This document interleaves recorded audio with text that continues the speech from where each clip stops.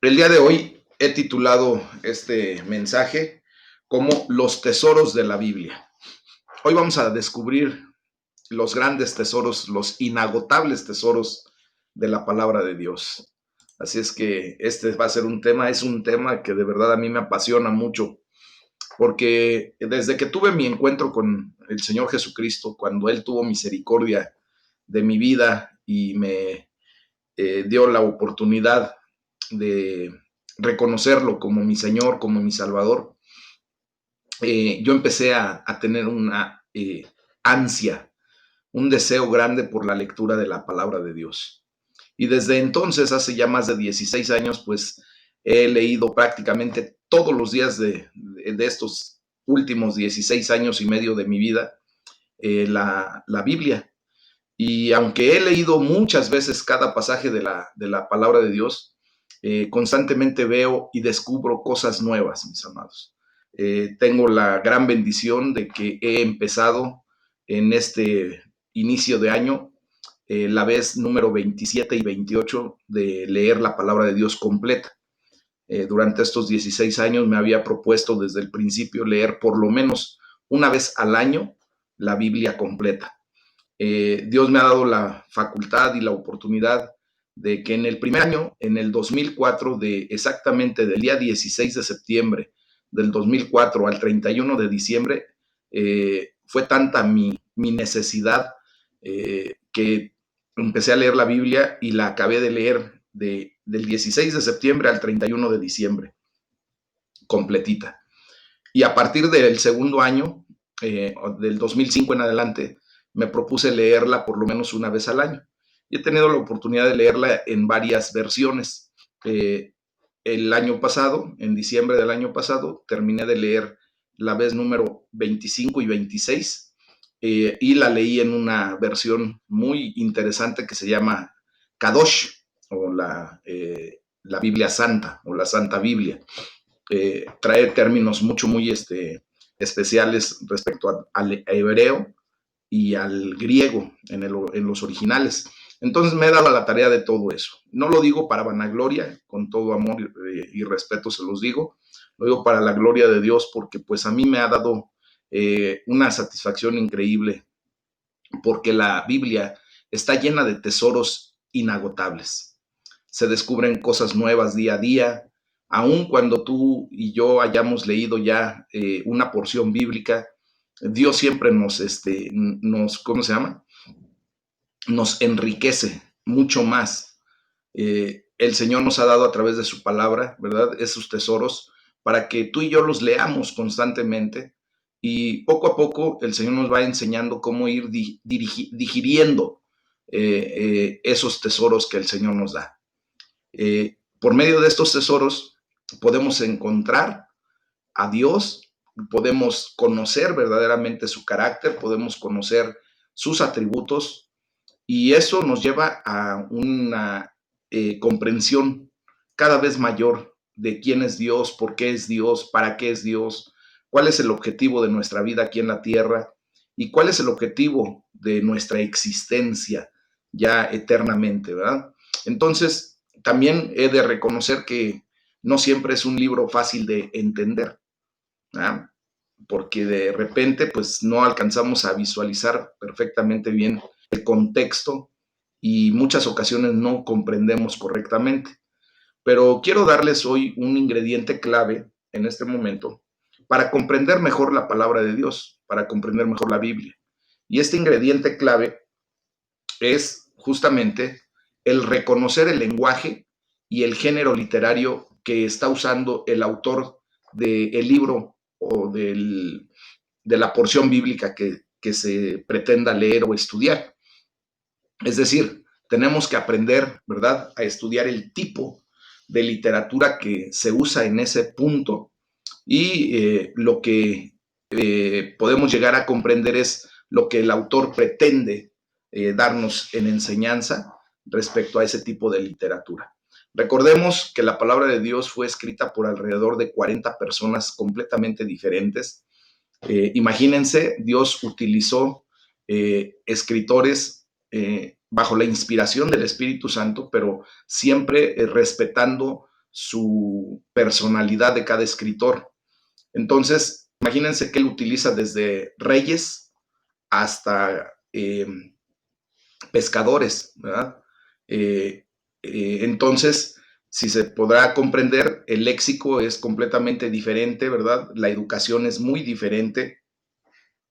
Entre ellos está utilizando, por ejemplo, a un médico de profesión como lo es Lucas, y obviamente tienen perspectivas diferentes de ver las cosas, de cómo explicar lo que está sucediendo o lo que el Espíritu Santo les está inspirando a dar a conocer, ¿verdad? Entonces, nosotros tenemos que ver todos esos factores para poder ir comprendiendo poco a poco la palabra de Dios. Debemos de vivir la experiencia de aprender a digerir una porción a la vez, una porción de la palabra de Dios, ¿verdad? Para que de esa manera no nos atasquemos y de repente pensemos que como no lo comprendemos, como no, ya no pudimos avanzar, mejor lo dejamos y abandonamos. Eso es lo que nunca debemos hacer, mis amados.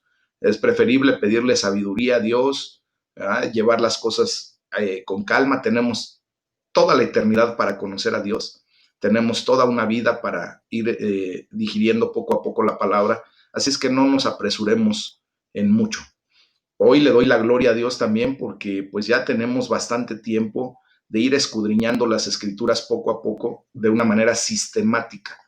Si se dan cuenta, hemos ido libro por libro desde que iniciamos allá por el día 6 de junio y pues ahora ya estamos muy avanzados en lo que es la palabra de Dios, ¿verdad? Hemos estudiado prácticamente ya todos los salmos, hemos estudiado parte de lo que son los proverbios y pues hemos avanzado muchísimo en lo que es el Nuevo Testamento.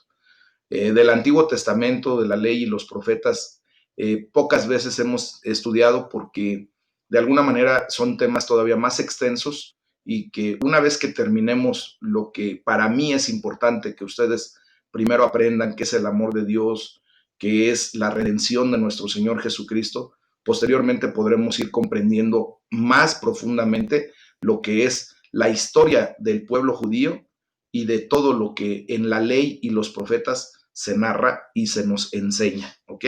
Entonces, Dios me llevó a tener una sistematización de la enseñanza para que ustedes y yo podamos ir comprendiendo cada vez más la palabra de Dios. Amén. Entonces, vamos al libro de los Salmos, en el capítulo 75, del versículo 1 al 10, y vamos a ver cómo la palabra de Dios utiliza unas metáforas poderosas, ¿verdad? Y vamos a leer esto para empezar a comprender todo lo que comenté al inicio.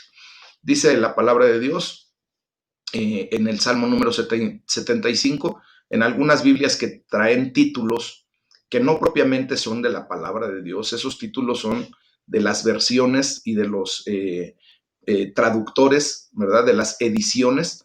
Esos títulos que dice, por ejemplo, Dios abate al malo y exalta al justo, legalmente no viene en los escritos originales de la palabra de Dios. Hay otro subtítulo que dice, por ejemplo, al músico principal sobre no destruyas, Salmo de Asaf, y dice cántico, en particular en este salmo, ¿verdad? Pues quiero decirles que eso es solamente una indicación que el salmista hace para quien va a ejecutar propiamente la melodía. Recuerden que los salmos en este contexto son cánticos. Por lo tanto, le daba instrucciones el mismo salmista, quien escribió el salmo, le daba instrucciones al director de la orquesta sinfónica para que ejecutara la melodía conforme a lo que él había escrito. O sea, le diera esa instrucción correcta. De ahí en fuera, nada tiene que ver con la condición bíblica, con la condición de lo que es propiamente la palabra de Dios. Por eso, normalmente, si se dan cuenta, yo leo a partir del primer versículo o del versículo que debo leer en adelante. Difícilmente doy los títulos, yo en lo personal. Hay hermanos que siempre dan los títulos o los subtítulos, pero no tiene mayor relevancia. A lo mejor nada más para darnos una idea de lo que se está hablando de inicio, pero a final de cuentas la palabra de Dios nos va a ser la enseñanza propia. Dice la palabra de Dios en Salmo 75, versículo 1 en adelante. Gracias te damos, oh Dios, gracias te damos, pues cercano está tu nombre. Los hombres cuentan tus maravillas. Al tiempo que señalare, yo juzgaré rectamente. Se arruinaba la tierra y sus moradores. Yo sostengo sus columnas. Dije a los insensatos, no se infatuen, y a los impíos, no se orgullezcan. No hagan alarde de su poder, no hablen con cerviz erguida, porque ni de oriente ni de occidente, ni del desierto viene el enaltecimiento, mas Dios es el juez. A este humilla y a aquel enaltece, porque el cáliz está en la mano de Jehová, y el vino está fermentado, lleno de mistura, y él derrama del mismo. Hasta el fondo lo apurarán y lo beberán todos los impíos de la tierra. Pero yo siempre anunciaré y cantaré alabanzas al Dios de Jacob. Quebrantaré todo el poderío de los pecadores, pero el poder del justo será exaltado. No sé si se han dado cuenta que de repente cuando leemos los salmos como que no nos cae muy bien el 20, como que las expresiones del salmista no son muy propias para nosotros, porque debemos primeramente comprender que estamos a un tiempo muy distante. Si ustedes pudieran visualizar cómo hablaba el pueblo mexicano hace 40 o 50 años, seguramente nos vamos a dar cuenta que ya hay palabras en desuso y obviamente los jóvenes están adoptando palabras, ¿verdad? Que nosotros ya adultos de más de 30, 40 años, pues ni siquiera teníamos en mente hace esos tiempos, ¿verdad? Entonces, imagínense ahora cuando este texto, en particular los salmos, se escriben hace más de 1200 años. Obvio que el tipo de lenguaje es completamente diferente, pero que a final de cuentas nos enseña correctamente cuando le damos la connotación adecuada, cuando se hace esa transliteración correcta y de esa manera es como nosotros podemos absorber la enseñanza que Dios quiere traer a nuestras vidas. Fíjense bien, por ejemplo, aquí en este salmo se nos muestra cómo algo puede ser cierto sin ser literal, ¿verdad? En este salmo vemos ejemplos de verdades expresadas mediante metáforas, mediante alusiones que no son completamente literales. Y por eso tenemos que tomar el contexto correcto para poder comprender la palabra de Dios. La justicia de Dios es el fundamento de nuestro universo. Eso lo podemos entender fácilmente. En el salmo que acabamos de leer, encontramos al menos 4 metáforas acerca de la justicia de Dios. Primero, el mal y sus efectos. El salmista sabía también, como todos nosotros, que la tierra no está sostenida literalmente por columnas, ¿verdad? Sabemos que nuestro mundo, nuestro planeta Tierra, pues no tiene ninguna columna, ni un Hércules que le esté sosteniendo, ¿verdad? Como algunas metáforas nos hacen como que ver que pudiera ser así. El salmista lo que está haciendo es usar deliberadamente un lenguaje metafórico que tiene que ser leído como tal. Es el lenguaje de la poesía, mis amados hermanos, el cual es tan cierto como la verdad literal. Recordemos que como son cánticos, obviamente pues se utilizan muchas palabras que vengan a dar riqueza a ese canto, esa riqueza poética, ¿verdad? Ustedes podrán ver que hay muchas canciones que utilizan palabras hasta rebuscadas, netamente para darle una riqueza literaria, una riqueza poética, para que se oiga agradable, para que rime, para que verse correctamente, ¿verdad? Dice la palabra de Dios ahí en el versículo 3, dice el estremecimiento de la tierra y sus pueblos, pues es una metáfora acerca de los efectos del mal, ¿no? Realmente la tierra solo se estremece o solo tiembla, pues cuando se acomodan las placas tectónicas, independientemente de lo que hagamos tú y yo en maldad o en bondad. Eso no tiene nada que ver para el movimiento telúrico, pero metafóricamente hablando, ¿verdad? El salmista nos hace ver que él entendía que la tierra y el pueblo en general, la gente en general, pues se estremece cuando hay efectos por las malas acciones, por la mala conducta, ¿verdad? La inmoralidad, pues obvio es que socava la estabilidad de la sociedad, pero metafóricamente también el salmista hace una alusión a que también socava la estabilidad de la tierra.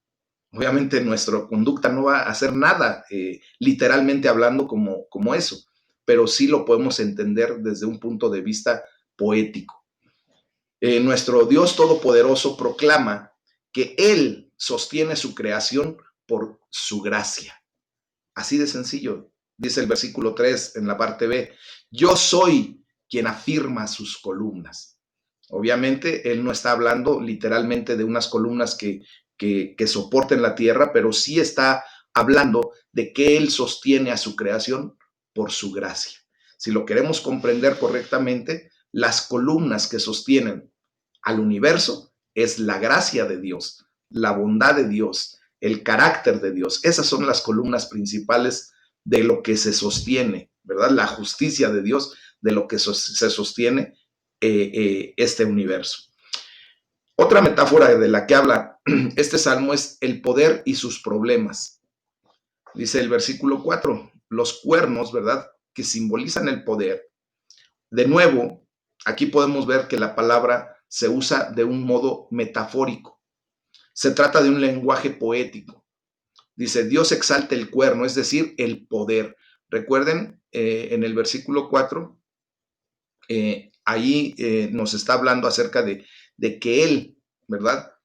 Eh, exalta el poder que trae la justicia y corta el poder a los impíos. ¿verdad? Entonces, en ese sentido, mis amados hermanos, el poder podemos comprender que puede corromper fácilmente y llevar a la arrogancia cuando una persona no comprende que lo que tiene en autoridad, en poderío, proviene de Dios y debe ser para la gloria de Dios. Hoy nosotros, ¿verdad? Ya comprendemos mucho de todo esto y sabemos de antemano que lo que tú y yo podamos hacer, lo que tú y yo hagamos propiamente, pues es para glorificar el nombre de Dios, porque Él es el que nos da la autoridad y el poderío para poder lograr hacer cualquier cosa que Dios nos mande hacer, ¿ok? Entonces, nosotros debemos alejar de nuestra vida la arrogancia, debemos alejar de nuestra vida la corrupción.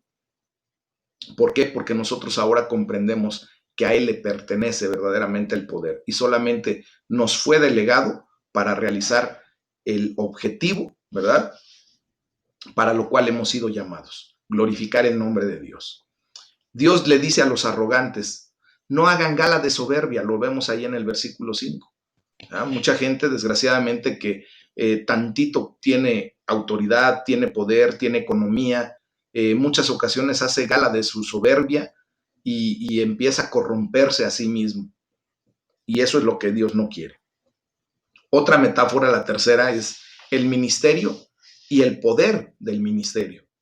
Dice el versículo 8 que la mano del Señor, ¿verdad?, se usa como un símbolo de su grandeza y de su poder. Se trata de un lenguaje antropomórfico. ¿Qué quiere decir esto? Que utiliza la forma del ser humano para expresar algo que de alguna manera no podríamos comprender de bien a bien. Dice la palabra de Dios que Dios es espíritu, ¿verdad? Él no tiene un cuerpo físico como el tuyo y el mío, pero sí, cuando se utiliza un lenguaje antropomórfico, nos hace referencia como si Dios tuviera una mano física como esta, ¿verdad? Obviamente Él no despliega su poder a través de una mano física, pero sí podemos comprender que Él despliega su poder en un lenguaje antropomórfico utilizando ese ejemplo, ¿verdad? El lenguaje antropomórfico en el que se usan las palabras, ¿verdad? Para asignar una forma o un atributo humano a algo que no es humano. Es exactamente así. Y por eso debemos comprender como, por ejemplo, hay otro tipo de lenguaje que utiliza en la palabra de Dios, que es el zoomórfico. O sea, por ejemplo, imagínense que al Espíritu Santo se le atribuye la idea de que descendió como en forma de paloma, ¿verdad? Y obviamente no es una paloma, es un lenguaje zoomórfico. le da una forma o un atributo de animal a algo que no es animal. Y así es como nosotros vamos comprendiendo poco a poco todo esto. Cuando imponemos las manos, por ejemplo, al interceder o ministrar, nuestras manos pueden hacer nada, muy, muy poco, ¿verdad? Pero simbolizan el poder omnímido, otra lo voy a decir, omnímodo de Dios. O sea, que Dios trabaja por medio de nosotros.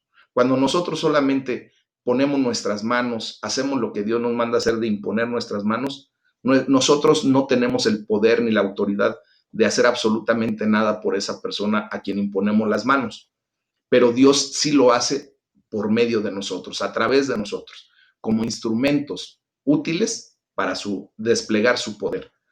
¿Por qué lo decidió así? Por su soberanía. Porque obviamente Él no necesitaría ni siquiera nuestras manos para desplegar su poder, pero Él ha decidido utilizarnos a ti y a mí para manifestarse en ciertas áreas de nuestras vidas, ¿verdad? Y por eso tenemos que comprenderlo de esa manera. Y la cuarta metáfora que podemos entender aquí en este salmo es la de el juicio y nuestro Señor Jesús. Fíjense bien, asimilar el juicio de Dios a una copa es otra metáfora, ¿verdad? Dice, en la mano del Señor hay una copa de espumante vino mezclado con especies, en el versículo 8, si lo quieren volver a leer. Cuando Él lo derrame, todos los impíos de la tierra habrán de beberlo hasta las heces. Se los voy a leer en la versión que leí primero, en la Reina Valera. El versículo 8 dice, porque el cáliz está en la mano de Jehová, y el vino está fermentado, lleno de mistura, y él derrama del mismo. Hasta el fondo lo apurarán y lo beberán todos los impíos de la tierra. En una versión que nos acomoda un poco mejor para nuestro vocabulario, dice, en la mano del Señor hay una copa, ese es el cáliz, de vino fermentado, o sea, de vino espumante o espumoso, que está mezclado con especies, o sea, está misturado. Dice, cuando Él lo derrame, todos los impíos de la tierra habrán de beberlo hasta el fondo, hasta las heces, dice aquí, ¿no? Entonces, fíjense bien que en la cruz del Calvario, nuestro Señor Jesús cargó con su propio cuerpo esa copa de juicio de Dios, del juicio de Dios, esa copa de ira, ¿verdad? Eso lo habló nuestro Señor Jesucristo anticipadamente, allí en Marcos 10:38, en Lucas 22:42, en Juan 18:11. Y Él dijo que tomó sobre sí el juicio que merecíamos nosotros. Él bebió ese cáliz, esa copa de ese vino espumoso, misturado, ¿verdad? Hasta el fondo. Y por eso tú y yo ahora venimos a tener la condición de que Dios no nos ve como impíos, sino ahora nos ve como santos, como justos, porque Cristo lo hizo por nosotros. Aquellas personas que han decidido o que decidan no poner su fe y su confianza en Jesucristo, pues tendrán que beber ellos mismos ese cáliz, esa copa de vino fermentado, amargo, ¿verdad? Entonces, aquí hay que darle gracias a Dios, mis amados hermanos. ¿Por qué? Porque podemos invocar ahora su nombre, ¿verdad? Y porque ahora estamos librados de esa ira de Dios por el pecado. ¿Por qué? Porque Jesucristo ya pagó, ya bebió esa copa que un día el mal de este mundo, la gente que siga en esa condición de maldad, ¿verdad? Tendrá que beber. Ahora le podemos dar gracias a Dios porque la bondad y la justicia de Jesucristo, ¿verdad? Ya han llegado a nuestra vida y prevalecerá para siempre en cada uno de nosotros quienes hemos declarado a Jesucristo como Señor y Salvador. Y es de esta manera que vamos comprendiendo cada vez mejor la palabra de Dios. Espero que sea yo muy claro en ese sentido para no revolverlos o para no provocar de alguna o de otra manera algún mal o equivocado comentario. He cuidado mucho mis palabras para efecto de poderles transmitir de qué manera al leer constantemente la palabra de Dios, al involucrarnos poco a poco y adentrarnos en ella, Dios se va revelando cada vez más. La revelación ya está dada, mis amados hermanos. No hay mayor revelación que este bendito libro. Estos 66 libros que conforman la palabra de Dios, la Biblia, tienen la revelación completa de Dios para la humanidad. Ahora lo que nos corresponde a ti y a mí es ir teniendo una luminosidad mayor. ¿Cómo vamos a poder obtener una luz más clara, más nítida, para ir comprendiendo más a fondo la palabra de Dios? Pues es a través de no solamente la lectura constante, que nos va a llevar a ser diestros en la palabra, sino también en nuestra relación personal con el Espíritu Santo de Dios. Y de esa manera el Espíritu trae luz a nuestra vida y vamos comprendiendo cada vez más, cada vez más. Hoy sé que les va a quedar más claro algún punto de lo que hemos ido estudiando poco a poco, al ya tener un panorama más completo respecto a lo que acabo de leer, de comentar, perdón, de las metáforas, de cómo se utiliza esa palabra poética, esos escritos que de alguna manera nos tienen que dar un contexto mayor para poder comprender más la palabra. Ahora vamos a ver también que la palabra de Dios nos da hechos históricos y para ello pues tendremos que ir al único libro del Nuevo Testamento que es histórico propiamente, es el libro de los Hechos de los Apóstoles. Es el único libro que nos narra historia y de esa manera podemos ir comprendiendo más. Recuerden, por ejemplo, los primeros 4 libros del Nuevo Testamento, que son el Evangelio según Mateo, Marcos, Lucas y Juan, pues propiamente viene a ser los libros que nos narran la biografía de nuestro Señor Jesucristo, ¿verdad? Después viene el libro de los Hechos, que es el libro histórico. Después vendrán las cartas paulinas y el único libro, las cartas universales, y el único libro de profecía que se maneja en el Nuevo Testamento es el Apocalipsis o el libro de las revelaciones. Es así como se divide el Nuevo Testamento. Entonces, hoy vamos a ver los hechos históricos que nos ofrece el libro de los Hechos de los Apóstoles. Y para ello, pues vamos a leer el versículo del capítulo 13, del versículo 13 al versículo 41. Y dice la palabra de Dios: habiendo zarpado de Pafos, Pablo y sus compañeros arribaron a Perge de Panfilia, pero Juan, apartándose de ellos, volvió a Jerusalén. Ellos, pasando de Perge, llegaron a Antioquía de Pisidia y entraron en la sinagoga un día de reposo y se sentaron. Y después de la lectura de la ley y de los profetas, los principales de la sinagoga mandaron a decirles: varones hermanos, si tienen alguna palabra de exhortación para el pueblo, háblenla. Entonces Pablo, levantándose, hecha señal de silencio, con la mano dijo: varones israelitas y los que temen a Dios, escuchen. El Dios de este pueblo de Israel escogió a nuestros padres y enalteció al pueblo, siendo ellos extranjeros en tierra de Egipto, y con brazo levantado los sacó de ella. Y por un tiempo, como de 40 años, los soportó en el desierto. Y habiendo destruido 7 naciones en la tierra de Canaán, les dio en herencia su territorio. Después, como por 450 años, les dio jueces hasta el profeta Samuel. Luego pidieron rey y Dios les dio a Saúl, hijo de Cis, varón de la tribu de Benjamín, por 40 años. Quitado este, les levantó por rey a David, de quien dio también testimonio diciendo: he hallado a David, hijo de Isaí, varón conforme a mi corazón, quien hará todo lo que yo quiero. De la descendencia de este, o sea, de David, y conforme a la promesa, Dios levantó a Jesús por Salvador a Israel. Antes de su venida, predicó Juan el bautismo de arrepentimiento a todo el pueblo de Israel. Mas cuando Juan terminaba su carrera, dijo: ¿quién piensan que soy? No soy yo, él. Mas he aquí viene tras mí uno de quien no soy digno de desatar el calzado de los pies. Varones hermanos, hijos del linaje de Abraham, y los que entre ustedes temen a Dios, a ustedes es enviada la palabra de esta salvación. Porque los habitantes de Jerusalén y sus gobernantes, no conociendo a Jesús ni las palabras de los profetas, que se leen todos los días de reposo, las cumplieron al condenarle, y sin hallar en él causa digna de muerte, pidieron a Pilato que se le matase, y habiendo cumplido todas las cosas que de él estaban escritas, quitándolo del madero lo pusieron en el sepulcro. Mas Dios le levantó de los muertos, y él se apareció durante muchos días a los que habían subido juntamente con él de Galilea a Jerusalén, los cuales ahora son sus testigos ante el pueblo. Y nosotros también les anunciamos el evangelio de aquella promesa hecha a nuestros padres, la cual Dios ha cumplido a los hijos de ellos, a nosotros, resucitando a Jesús, como está escrito también en el Salmo segundo. Mi hijo eres tú, yo te he engendrado hoy. Y en cuanto a que le levantó de los muertos para nunca más volver a corrupción, lo dijo así: les daré las misericordias fieles de David.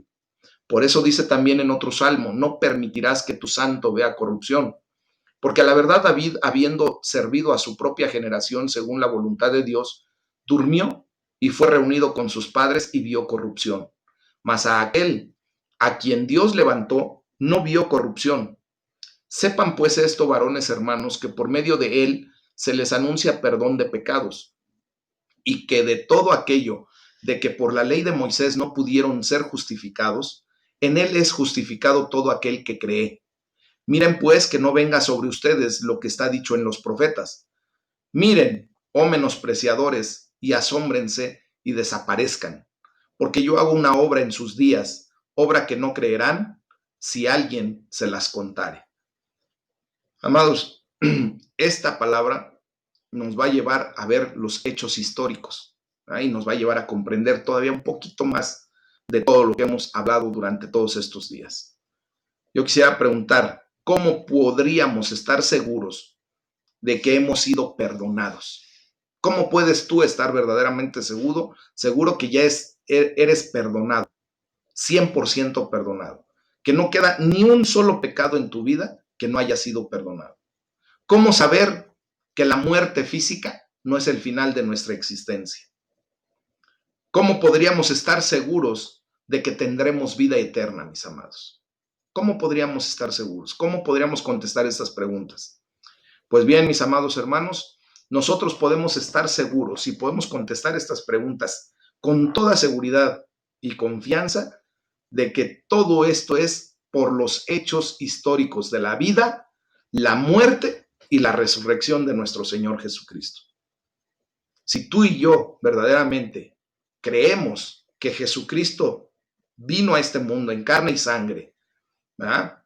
Y que padeció y fue crucificado y murió en la cruz del Calvario para el perdón de nuestros pecados, y que Dios lo resucitó de entre los muertos, y ahora Él está sentado a la diestra de Dios, ¿verdad? Reinando con poder.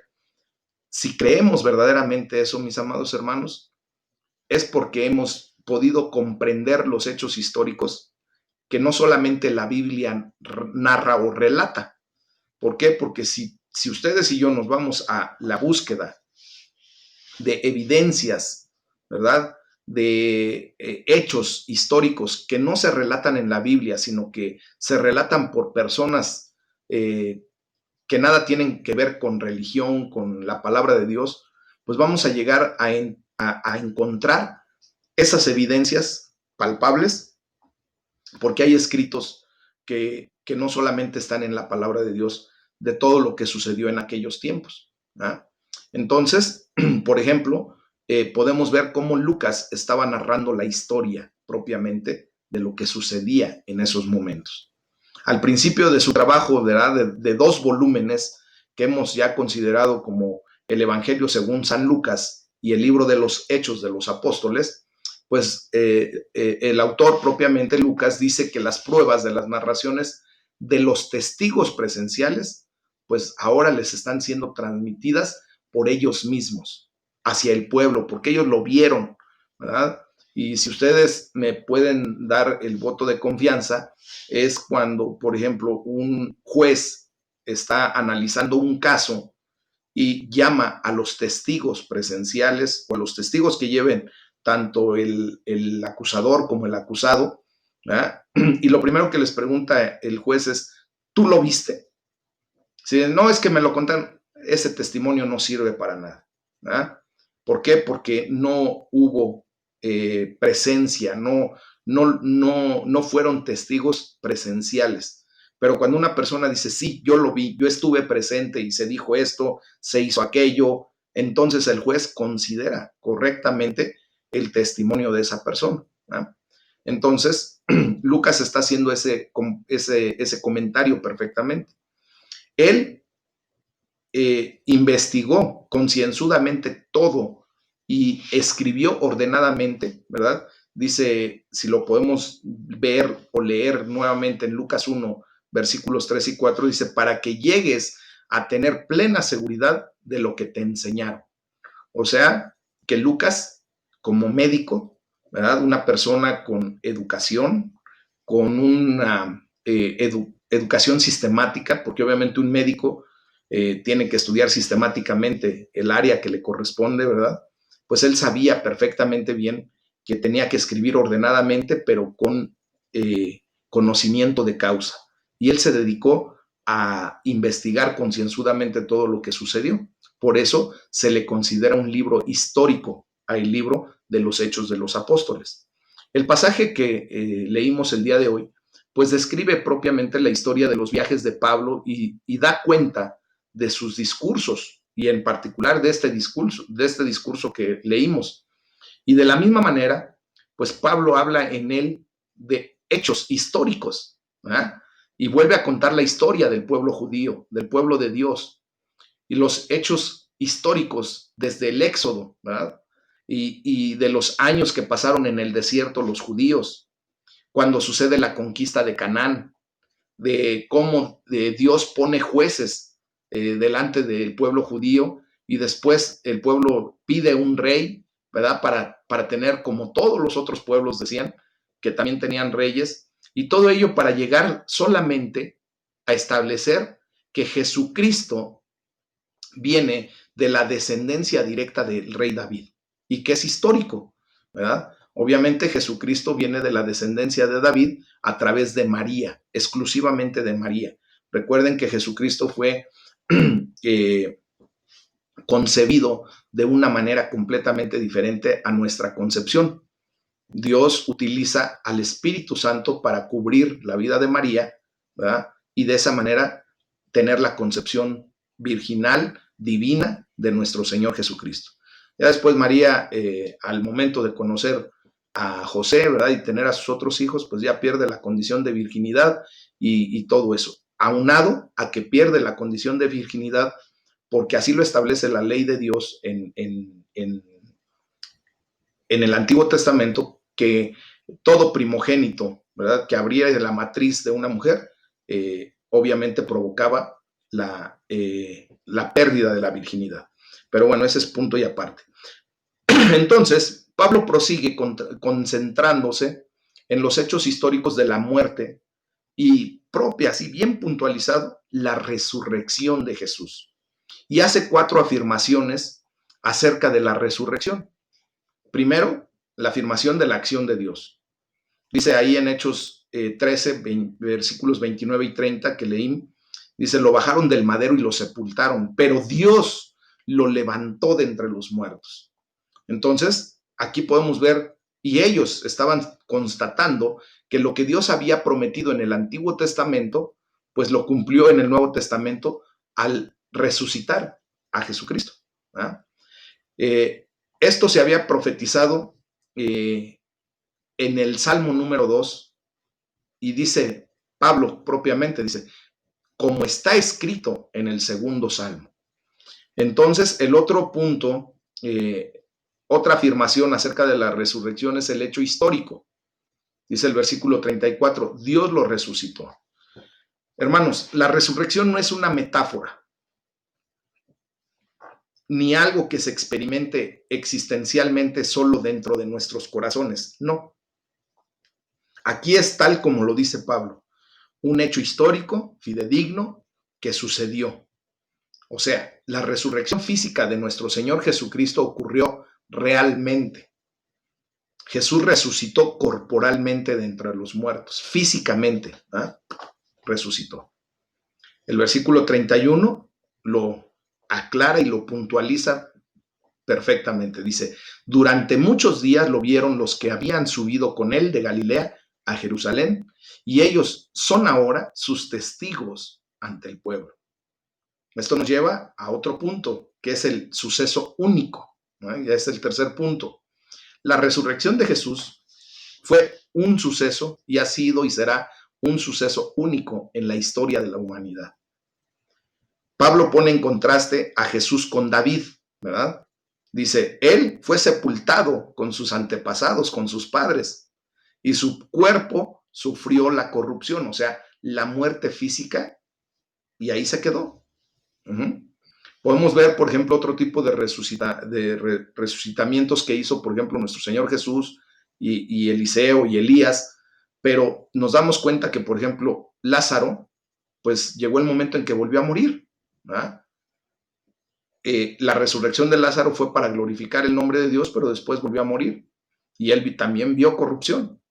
Entonces, el único que salió de esa condición de la muerte a la resurrección física fue nuestro Señor Jesucristo.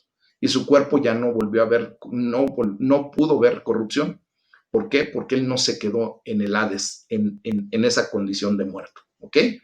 Entonces, dice, como les comentaba, puede que otros hayan sido resucitados, pero fueron resucitados para morir después. En cambio, Jesús fue resucitado y su cuerpo nunca conoció la corrupción. De hecho, lo declara en el versículo número 34.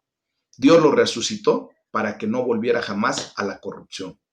Y por último, estos 4 puntos que queríamos tratar respecto a la situación de las afirmaciones acerca de la resurrección, es que son las buenas noticias. Y estas son las buenas nuevas, ¿verdad? Este es el punto medular del Evangelio de Jesucristo, de las buenas noticias que tú y yo podemos transmitir. Y eso es lo que también Pablo predicó en ese momento. La resurrección, mis amados, significa que la cruz del Calvario fue efectiva y el perdón de los pecados es real. Y por eso tú y yo podemos contestar ahora tranquilamente si te preguntan, ¿Dios ya perdonó todos tus pecados? Sí. Tú puedes ya responder categóricamente, con seguridad, amén, que Dios ya perdonó todos sus pecados porque la cruz del Calvario fue tan efectiva, ¿verdad? Que hizo posible el perdón de nuestros pecados. Que la sangre de Jesucristo tiene poder para limpiar nuestros pecados. Dice la palabra de Dios que si nuestros pecados fuesen tan rojos como la grana, ¿verdad?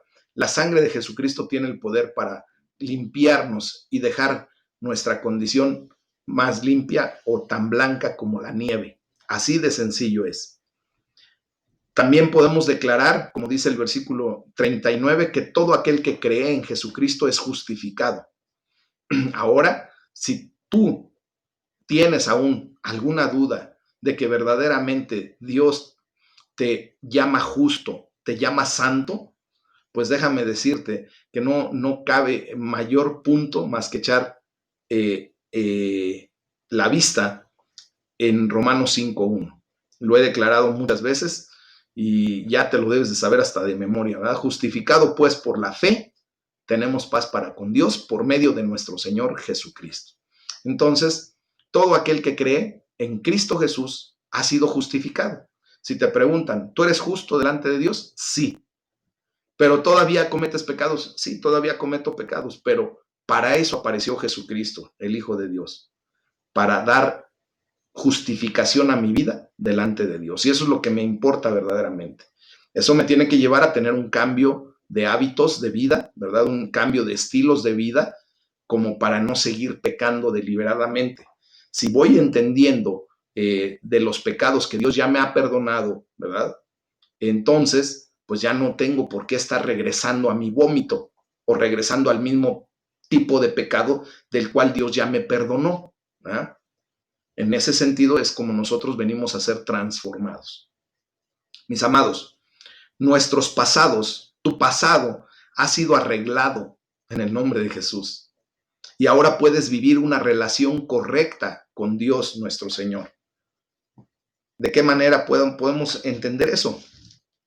te voy a invitar a que abras tu Biblia en la segunda carta a los Corintios, capítulo 5, versículo 16, 17. Del 17 al 21 se los voy a leer para que podamos comprender exactamente esto de que tu vida, tu pasado, ya ha sido arreglado ese pasado por Dios y ahora puedes vivir una relación correcta con Dios. Dice la palabra de Dios. De modo que si alguno está en Cristo, ¿quiénes estamos en Cristo? Sí, levanta tu mano. Tú estás en Cristo, ¿verdad? Tú has confiado en Jesucristo, has puesto tu fe, estás ejerciendo fe en Cristo Jesús. Entonces, dice, de modo que si alguno está en Cristo, nueva criatura es. Las cosas viejas pasaron, he aquí, todas son hechas nuevas. Y todo esto proviene de Dios, quien nos reconcilió consigo mismo por Cristo y nos dio el ministerio de la reconciliación, que Dios estaba en Cristo reconciliando consigo al mundo, no tomándoles en cuenta a los hombres sus pecados, y nos encargó a nosotros la palabra de la reconciliación. Así que somos embajadores en nombre de Cristo, como si Dios rogase por medio de nosotros. Les rogamos en nombre de Cristo, reconcíliense con Dios. Al que no conoció pecado, por nosotros lo hizo pecado, para que nosotros fuésemos hechos justicia de Dios en Cristo Jesús, en Él. Amén. ¿Se dan cuenta cómo vamos comprendiendo cada vez más las cosas? El hecho histórico de la resurrección, mis amados, tiene grandísimas implicaciones para tu vida, para tu futuro. Si Jesús murió, fue sepultado y resucitado por Dios, eso significa que un día aquellos que crean en Él y hayan muerto físicamente, serán resucitados por Dios para la vida eterna. Podemos ver todo el capítulo 15 de primera carta a los Corintios. Y quiero leer, por último, todavía tengo un poquito de tiempo, la primera carta de los tesalonicenses, del capítulo 4, versículos del 13 al 18. Y dice la palabra de Dios: tampoco queremos, hermanos, que ignoren acerca de los que duermen. Esta es una palabra de consolación para nosotros, para todos aquellos que hemos perdido seres queridos que han muerto en Cristo. Amén. Por eso es necesario que a nuestros seres queridos que todavía están con vida, les compartamos esta bendición, les podamos compartir las buenas nuevas, esta palabra de esperanza, mis amados. Continúo, dice, tampoco queremos, hermanos, que ignoren acerca de los que duermen, para que, perdón, para que no se entristezcan como los otros que no tienen esperanza. Porque si creemos que Jesús murió y resucitó, así también traerá Dios con Jesús a los que durmieron en él. Por lo cual les decimos esto en palabras del Señor, que nosotros que vivimos, que habremos quedado hasta la venida del Señor, no precederemos a los que durmieron. Porque el Señor mismo, con voz de mando, con voz de arcángel y con trompeta de Dios, descenderá del cielo y los muertos en Cristo resucitarán primero. Luego nosotros, los que vivimos, los que hayamos quedado, seremos arrebatados juntamente con ellos en las nubes para recibir al Señor en el aire y así estaremos siempre con el Señor. Por tanto, aliéntense los unos a los otros con estas palabras. Mis amados, hoy tenemos la gran bendición de ir comprendiendo cada vez más las Escrituras, de ir verdaderamente tomando del tesoro, del gran tesoro de la palabra de Dios para bendición nuestra. El Señor nos ha dado una gran bendición a través de su palabra. Por eso, en el Centro de Formación Cristiano Aljaba de Dios, siempre estamos atentos a la sana doctrina y a inculcarles a ustedes la lectura de la palabra de Dios constante. Y si es sistemática, mejor. Ustedes, la gran mayoría, están dentro de los grupos de las redes sociales que tenemos en la iglesia, ya sea varones, mujeres, en el grupo de lectura bíblica, les damos un esquema de lectura para que lean la Biblia, ¿verdad? Junto con nosotros a lo largo de un año. Este esquema está diseñado para que exactamente desde el día que tú empieces junto con nosotros a leer, o sea, si no lo has hecho y mañana tú decides empezar a leer la palabra de Dios junto con nosotros, te aseguro que dentro de un año exactamente, el día 12 de enero del 2022, habrías acabado de leer la Biblia completita en un año. Nosotros les estamos animando a que hagan eso. En este año vamos a concluir la cuarta vuelta. Imagínense, ya como iglesia hemos venido leyendo por 3 ocasiones. En el mes de agosto se terminó la tercera vuelta, empezamos la cuarta en el mes de agosto de este año. Primero Dios, vamos a terminar el cuarto ciclo de la lectura de la palabra. Y déjenme decirles que quienes se han atrevido a hacer esto, de estudiar la palabra de Dios, de leerla sistemáticamente, pues han venido a ser de bendición y han tenido ya un avance espiritual increíble. Nosotros tenemos que crecer espiritualmente. Y de la única manera en que Dios se proveyó para que nosotros creciéramos espiritualmente es a través del pan de vida. Quienes escucharon la predicación del día de ayer, declaramos a Jesucristo como el pan de vida. Levantamos esa corona y ese pan es el que descendió del cielo, es el verbo hecho carne que ahora viene a nuestras vidas a través de la bendita palabra de Dios. Somos nutridos espiritualmente, crecemos espiritualmente, ¿verdad? Sujetamos a nuestra alma, sujetamos a nuestro cuerpo y esto nos lleva a bendición y vida eterna. Amén. Entonces, les animo a que le demos gracias a Dios por las maravillosas buenas nuevas de la resurrección de nuestro Señor Jesucristo. Debemos darle gracias a Dios porque nuestros pecados ya han sido perdonados, porque somos justificados para no temer a la muerte. Ya no tenemos que temer a la muerte por nada y para nada.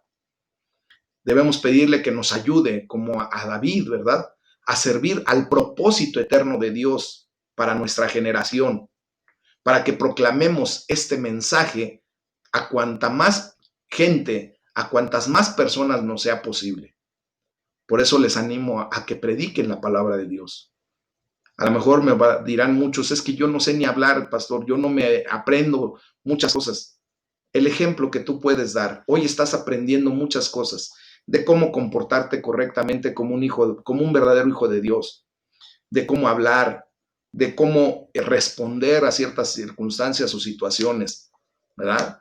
Empiezas a dejar la ira atrás, empiezas a caminar en rectitud, empiezas a hacer y a provocar justicia, empiezas a ser pacificador. Y hay tantos ejemplos, mis amados hermanos, de valores que la palabra de Dios nos da, que ahora nos hacen valer. Amén. Ahora a lo bueno le llamamos bueno y a lo malo le llamamos malo. Al pecado se le llama pecado. Y empezamos a tener una conducta correcta. Es a lo que la palabra de Dios, nuestro mismo Dios Todopoderoso, nos invita. Hagamos lo que nos corresponde. Seamos factores de cambio en esta generación, en nuestra comunidad, en nuestra sociedad, en nuestra familia. Y vamos a ver que la gloria de Dios se va a manifestar de una manera increíble, mis amados. Ese es el tema del día de hoy. Vamos a orar y que la gloria de Dios se siga manifestando en nuestras vidas. Amén. Gloria a Dios.